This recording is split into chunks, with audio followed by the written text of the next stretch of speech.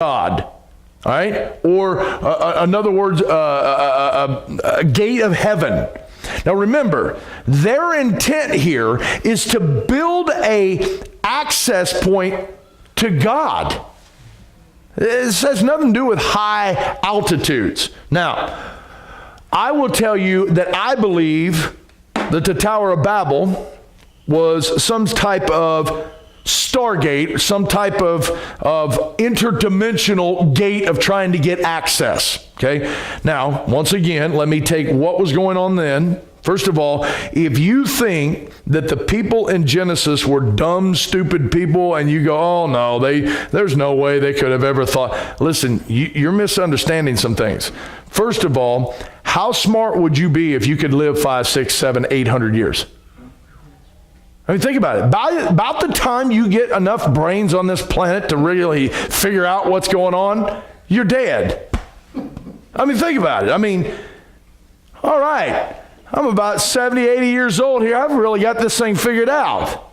Well, now it's time to go. All right? So imagine how smart you could be just out of sheer experience with 5, 6, 7, 800 years. So they never think the guys, especially pre-flood, were dumb and didn't understand anything. But let's move this thing forward. I taught on CERN this summer, and I taught about all the stuff that's going on in CERN and how their words, not mine, they said that they were trying to open a portal or a gate to reach into another dimension. Okay? I believe that's what's going on here at the Tower of Babel. And you say, well, how do you come up with that? Because God can't get just all fired up about a tall building. Whatever they were doing, God's saying, listen, if I don't stop them right now, man, nothing's going to stop them. Right? So, and remember, their whole goal was to reach into heaven. That's the exact words they use, okay? Now, let's talk about Nimrod's name. Nimrod's name, the name Nimrod means rebellion or we shall rebel. You got some people that believe that his actual name was not actually his real name, but more or less his title, like you wouldn't call me, like I'd be pastor, okay? Well, that's not necessarily my name. That's more of a job description. And I don't know that I buy into that. I'm a firm believer that people had names in the Bible based on what they were going to be. Jacob was a supplanter, a deceiver. Okay? Israel was a prince of God. That's why he changed his name. All right? So, the Giza Discovery, written by Peter Goodgame, wrote that the Bible calls him Nimrod, but the ancients knew him, or he was known as all these names. So if you go and study, and this is just not my opinion, guys, if you have a Google, you can go figure this stuff out on your own. Nimrod has more names than you can figure out. Now, I'm going somewhere with that thought. All right? Gilgamesh. We've all known the name Gilgamesh, right? We'll get to him tonight. Baal. All right? So when you go studying Baal's birthday was December the 25th, and you go studying all the way through the Old Testament, you start seeing God's people arguing and fighting with Baal worship. And God's upset because they keep whoring after other gods. Baal. Okay, what was it? You're going to find out as Nimrod. You go on down here, Adonis, Dumuzi, Dionysus, Bacchus, Orion, who we're going to talk about tonight, Mithra, Apollo, Ra. You know who Ra was? He was the sun god in Egypt. Okay, when Nimrod, the story is that, well, there's multiple stories here, but one book says that Seth killed his nephew Nimrod, cut his body up into pieces and sent it out into the land. Okay? And then what happened was Semiramis, Istar, it's where we get our word Easter. Matter of fact, the whole celebration is from her. Has nothing to do with Jesus, by the way, but that's a whole nother, not trying to destroy all your holidays, but right? But either way, what's going down here is his body gets cut up. She goes out and gets him, right? It was supposedly into 14 pieces that he was cut up. We're all adults here. The one part she can't find is his male organ, so she creates a fake one out of gold. This is where we get the phallus symbol of the obelisk. That's where the George Washington obelisk is. The steeple on your church, same thing. All that stuff comes from it. And so she tells the story that she gets impregnated by a sunbeam that charged this phallus and impregnated her. And she had a son who was Nimrod, reborn, and his name was Tammuz, and he was born on December the 25th. He dies, he's dead for 40 days. She weeps for 40 days, and he's resurrected. That's where Lent comes in. That's where the whole 40 days of Lent that you see in in February and so on, all that comes back. And you say, well, you don't have no Bible for that. You ever read the book of Ezekiel? I mean, God starts the book of Jeremiah, the Queen of Heaven, all that stuff is in there. Now, so Ra, the sun god, is the Egyptian version of this. Is when Nimrod died, he went to become the sun god. So the Egyptians knew him as Ra, okay? The Palestinian area would have known him as Baal, the sun god. Now, then we have Tammuz, and we have Osiris, and we also have Horus. Now, sometimes you could say, well, wait a minute. I thought Tammuz was Baal's son or Nimrod's son. How can Nimrod be Tammuz and yet be his son? Okay, so here's the deal. The belief system was when Nimrod died, and his wife got impregnated by the sunbeam, that he was reborn by his own mother.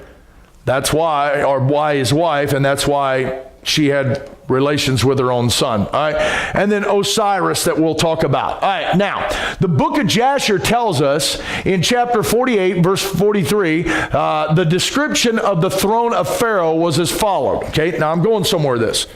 We're talking about Nimrod, but all of a sudden I'm going to switch over to the throne of Pharaoh, and hang with me. We know, according to the book of Jasher, that there were 70 steps that went up to the throne of Pharaoh. Okay? And that in order, that these 70 steps represented the 70 languages of the 70 nations. And if you guys remember, the last time we were studying here back in the fall, we were studying about how God divided the nations into 70, right? Okay, and he did it based off the children of Israel. So what happens is God looks down, sees the Tower of Babel, and says, man, we got to stop this. And he comes down and he confuses the languages into 70 languages or 70 nations, and they disperse out.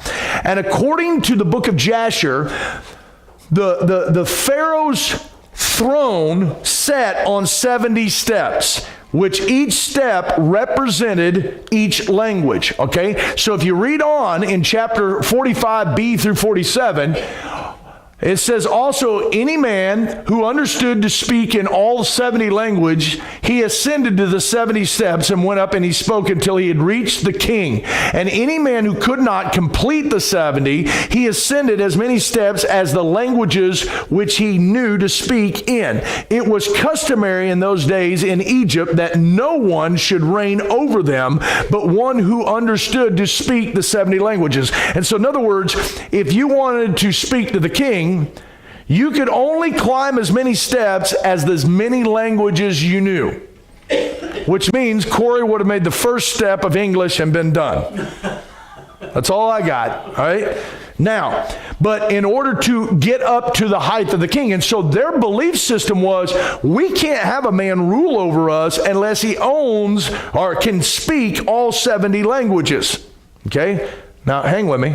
So you go into chapter 49 of the book of Jasher, and it lets us know the story of Joseph. Y'all remember the story? The Pharaoh said, listen, no one in the kingdom is going to be more powerful than you outside of me, the Pharaoh. And according to the book of Jasher, some of the guys on the court had a problem because they said, hey, he's got to be able to speak the 70 languages. And according to this book, and once again, it's not Bible, it's extra biblical. In other words, we read it, we try to understand it, but we don't put as much stock into it. Listen, I believe the 66 books I have are absolutely perfect, 100% truth. All other books are there to help you.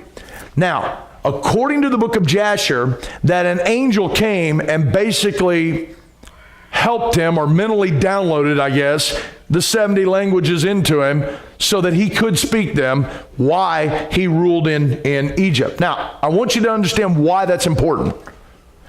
Okay? So Nimrod, he's the mighty hunter.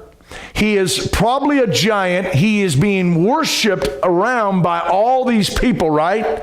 And God shuts it down and divides it up into 70 of them. So now watch. Therefore, as God confused the languages and created 70 new nations, they would have left out with 70 names for their king God-man named Nimrod. That's why Nimrod is seen as Osiris. He's seen as Apollo. He is seen as Baal. The reason there's so many names for this guy is because about the time he was at the height of his popularity, God busted up. So think about it. All of a sudden, I'm a believer in Jesus right now, and Eddie's a believer in Jesus, and all of a sudden God comes down and confuses our languages. I leave out speaking something else, and he leaves out speaking something else. Well, our belief system didn't change. I'm still a believer in Jesus. I just call him Tim now or something. It has to be a different name because I no longer speak the language I was speaking. Same thing with Eddie. He leaves out still believing Jesus as his Savior, but he's now calling him something else.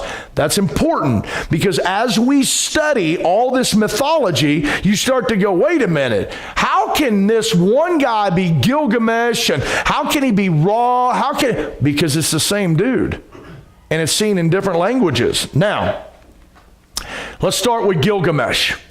The story or the epic of Gilgamesh is the oldest living story on this planet.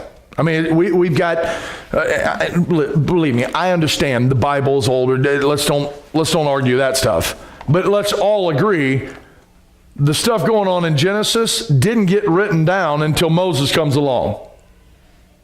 I mean, hundreds and almost 2,600 years after Adam, okay? So the story of Gilgamesh, okay? This Gilgamesh guy, all right? Here's a carving of him. They believe that he was a giant. He's often depicted as a giant because you can see him holding a lion in one arm. Now, if that's a full-grown lion, and which we're assuming it is, then he's a pretty big dude, okay? Now, the ancient text also makes the statement that he was 2/3 God and 1/3 man. Okay, now that's not hard to believe. If we believe Genesis 6, that angelic beings came down here as spiritual beings and produced the Nephilim that were part God, and remember, when we say God, we're little g, fallen angel, divine beings, and human. And then their offspring would have offspring with humans. So let me give you the example. My great-grandmother is 100% Cherokee Indian. Okay? I am like an eighth. And the reason being is because as it went from my great-grandmother, a bunch of other white people kept intermingling in. So I'm more white than I am Cherokee Indian, right? But I have Cherokee Indian into me. So what we have is a man who was known. And by the way, if you go to the what's the ancient civilization? Not Samaria, but Samaritan. Not the Samaritans. The Sumerians. Yeah, the Sumerians. There you go. I wanted to say. Yeah, that's it. Not the road to Samaria, but yes. All right. So if you go to them, they'll teach about the Apkallu, who were same thing, 2/3 God, 1/3 man. Now let's do some math real quick. Do you know what 2/3 is in decimal points? 0.66. Yeah, 666, which means the remaining part is 333. Right? Now, there's a reason those numbers keep showing up. Now, let's stop for a second. I started off by freaking everybody out about mutating your DNA, right? So I've taught before, and I still believe, that the mark of the beast is not some tattoo barcode. I don't believe it's some chip in your hand. I believe the mark of the beast is DNA manipulation. and all of a sudden you're looking for 666 versus 1/3. In other words, I'm only a third of what I started out. Now I've been changed, I've been manipulated, and that's why I believe once you take it, you're no longer qualified for salvation, because Jesus died for humans, not mutants. All right, but that's a whole nother story. I just threw it in there for you. All right. This would certainly seem to support the Nephilim genetics that we've been putting out there with Ham. Now, Gilgamesh's tomb was found. Now hang with me. Here's where Gilgamesh's tomb was found. Now, this article was written Tuesday, the 29th of April, 2003. Do you know where Gilgamesh's tomb was found? Iraq. Do you know when this was? 1 month before we invaded. Do you know what happened after that we invaded? What happened to the body? We took it. We handed it over to the Vatican and the Jesuits. Do you know where the body is right now? CERN. You know what CERN is studying? DNA extraction. Okay, now hang with me. I'm just going to throw a thought out here. The Bible says that the Antichrist, now when you read in Revelation, Jesus says, I am he that was, is, and is forevermore. But you get to chapter 13, it starts talking about the beast, and he said the beast was he who was not, and is again. Is there a chance that through technology of DNA extraction and 3D printing, biological printing, that we could extract the DNA out of Gilgamesh, which Gilgamesh is who? That's right, Nimrod. Okay? Is there a chance that we could extract that out and reproduce that DNA to reproduce Gilgamesh, Nimrod? Could he be the Antichrist? That's what they did in Jurassic Park. There you go. I'm a firm believer they're showing you that stuff for a reason. Now, you guys got to remember, I have a theory also, since it's theory night. All right? Okay, so there is so much evidence of what's going on that they put it right out in your face that you don't even realize it.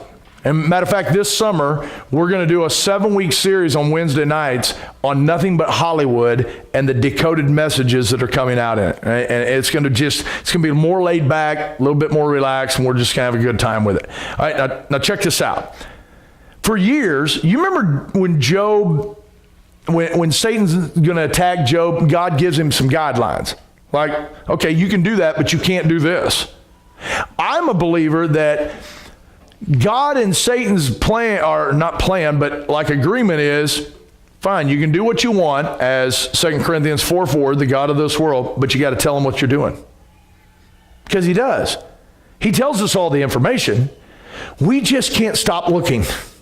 What's going on? Where's my Facebook? Oh, there we go. Look at there. I got 20 likes. I'm awesome. Right? Hey, and by the way, I've got like 70 followers on YouTube. I'm huge now, man. I promise I will not allow this popularity to go to my head. All right, now, so yes, I think it's 70. Man, I'm up there. You better get to 71 in a hurry. 70's bad. Yeah, just, hey, that may be bad, all right? Now, 72 is even worse. We'll get to that one day. All right, so the idea is that they have found his body. We'll come back to that. All right, now, Osiris, since we're talking about Osiris. So Gilgamesh, Nimrod, Osiris, all the same guy, right? Just different country. Now, Gilgamesh would have been the guy for the Mesopotamia area, Ur of Chaldees, of Iraq, all those areas. Now, Osiris here. Now, and by the way, according to the manuscripts of Baalbek, the giants helped Nimrod build the Tower of Babel, which is not that far-fetched when we looked at the Pumapunka, we look at Machu Picchu, we look at Sacsayhuaman, all the areas down in Peru. We can look at Baalbek itself. We could look at the pyramids. Now hang with me, I'm running out of time here. So Osiris, right? Osiris is a very well-known character in both history and mythology. He plays a prominent role in secret societies and even in our own government. But more than that, I believe he is the central character we need to look at when it comes to understanding the times we live in and what it is to come in the near future. Now, this is out of Rob Skiba's Babylon Rising book, which is one of my main points of study. I'm reading that book, and another one is Gary Wayne's Genesis 6 Conspiracy. Those are both great books. Rob's done a great job in this one. Now, Osiris is the only other god of antiquity besides Jesus that was known as the King of Kings and the Lord of Lords. And now this was according to the hymn of to Osiris in the Book of the Dead. Now think about that. Who is Osiris? Nimrod. Only two people on this planet or off this planet have ever held the title King of Kings and Lord of Lords. Now hang with me, watch this. All right? Osiris's symbol is the Ankh, which looks like a cross. One dominant theory is that the loop at the top of the Ankh represents resurrection, as in the rebirth of the sun. Do you know why December 25th is the day of his birth, the sun god? Because the winter solstice, now I'm born on December 20th. The December 21st is the shortest day of the year on the sun. To the ancients, the first day of the first day after the shortest day that they could notice more sunlight was the 25th. So it's the rebirth of the sun. So the days are going to get longer from here all the way to June, right? So we have the rebirth of the sun. Remember what happened to Nimrod when he died? He was reborn into his son. He was the sun god. Now watch. This would seem to go along with the numerous dying and resurrecting sun gods born on December 25th that are found in the ancient world. It is no coincidence or accident that the Son of God was crucified on the symbol of the sun god. When we went through the book of, when we went through church history, we show all the pagan symbols. And we showed how that the cross is a symbol of paganism that has been around thousands of years before Jesus ever hit the planet, i.e. right here. Okay, now what's interesting is people say, wait a minute, I thought the Bible told us to preach the cross. Yeah, preach it. Preach it, not wear it. Not use it as a symbol. You notice Jesus never talks about it? You know what he told you to do with the cross? Pick it up. Walk with it. In other words, crucify yourself. All right? So the idea is all this stuff goes back. That's why I said the big phallus symbol that's up on top of the church that if we ever put a new roof on, it's going to go away. All right, now, how about Orion? Same guy, right? How many of y'all have ever looked up? Orion is the easiest constellation of them all to see because of its belt. The other night, I don't know if you've ever done this on a cruise. We were out there in the middle of the ocean. It's a day at sea thing, and it's nighttime. You go onto the front of the boat, and there is no light. And when I say no light, we're down there by the equator anyway, so we were a little bit further south, and you could see a little bit more. But man, stars were popping like crazy because it's total blackness out there. But Orion shows up in his belt more than any of them. And those of you that have went through the series, The Gospel and the Stars, we explain the story behind it. But here is the perverted story, okay? Though we do not find the account of, this is out of The Two Babylons by Alexander Hislop. He says, though we do not find any account of mysteries observed in the Greece in the memory of Orion, the giant and the mighty hunter celebrated by Homer under that name, yet he was represented symbolically as having died in a similar way to that which Osiris died, and as then being translated to heaven. So in other words, he died and he was placed up in the sky. That's Orion, right? Now, I'm closing out. Watch this. Do you understand? Here are the pyramids in China, all right? Here are the pyramids in Mexico. Here are the pyramids in Egypt. Notice the formation. And you compare it to Orion's belt. They're identical. Now, for those of you that thought, oh, all those ancient people were really stupid, they understood math better than you and I will ever figure it out. Do you understand? We can't do a lot of this stuff now with satellite. And yet they laid it out perfectly. That's the point, guys. Orion, Osiris, Gilgamesh, Nimrod, and all the other 70 names, he's the guy. And a lot of the mythology that you read about and understand comes from this dude.